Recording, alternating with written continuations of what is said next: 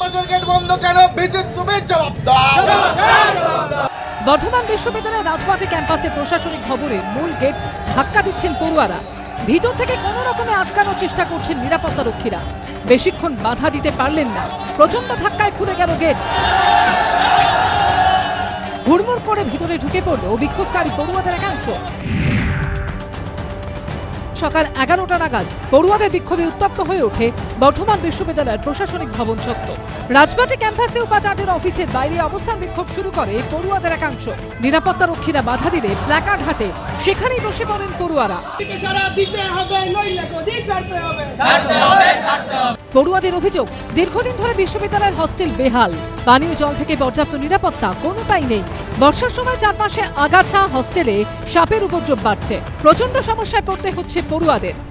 হোস্টেলে এই বর্ষাকালে প্রথমত ঠিকঠাক পরিষ্কার পরিচ্ছন্ন ব্যবস্থা নেই। বিভিন্ন প্রান্ত থেকে ছাত্রছাত্রীরা বিশ্ববিদ্যালয়ে এসে পড়াশোনা করার জন্য সঠিকভাবে ইলেকট্রিসিটি, পানীয় জল, নিরাপত্তা এইগুলো পাচ্ছে না। যে সমস্ত নিরাপত্তা কর্মীরা আছে তারা কিন্তু একজনও ট্রেনিং প্রাপ্ত নয়। প্রশিক্ষণ প্রাপ্ত ট্রেনিং সিকিউরিটি সার্ভিস আমরা চাই। মেয়েদের ক্যাম্পাস যেখানে রয়েছে মেয়েদের হস্টেল, সেখানে প্রচন্ড নোংরা, সেটা ক্লিন দরকার। আর প্রত্যেকটা মেয়েদের হস্টেলের নিরাপত্তা দরকার। প্রত্যেক পাম্প খারাপ, আর তাছাড়া নিরাপত্তা রক্ষীর একটা সমস্যা রয়েছে, সবসময় তারা থাকে না, তো সেই কারণে সেখানে একটা সমস্যা রয়েছে। তো আমাদের নিরাপত্তাটা দরকার। বিক্ষোভ দেখাতে দেখাতে বিশ্ববিদ্যালয়ের প্রশাসনিক ভবনের গাড়ি বারান্দায় উঠে আসেন পড়ুয়ারা। 11:30 নাগাদ সেখানে পৌঁছন উপাচার্য শঙ্কর কুমার নাথ। তাকে দেখেই স্লোগান দেওয়া শুরু করে বিক্ষোভকারীরা।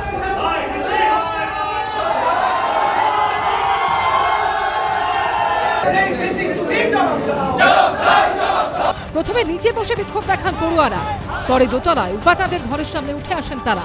উপাচার্যের ঘরের বারান্দার সামনে বসে চলে বিক্ষোভ। হস্টেলের সমস্যার কথা মেনে নিয়েছেন উপাচার্য, দ্রুত সমস্যার সমাধানের আশ্বাস দিয়েছেন তিনি।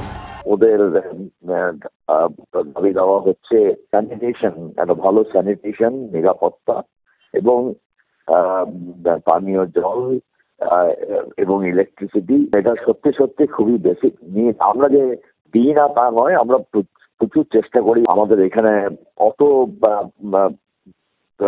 ফান্ড নেই, আমরা চেষ্টা করছি ভীষণভাবে যাতে ওদের সমস্ত নিত্য প্রয়োজনীয় রিকোয়ারমেন্টস গুলো আছে সেগুলো ফুলফিল হয়, এবং আমরা আশা করছি আগামী 2 মাসের মধ্যে ওদের হোস্টেল পরিষেবা আরো উন্নত হবে।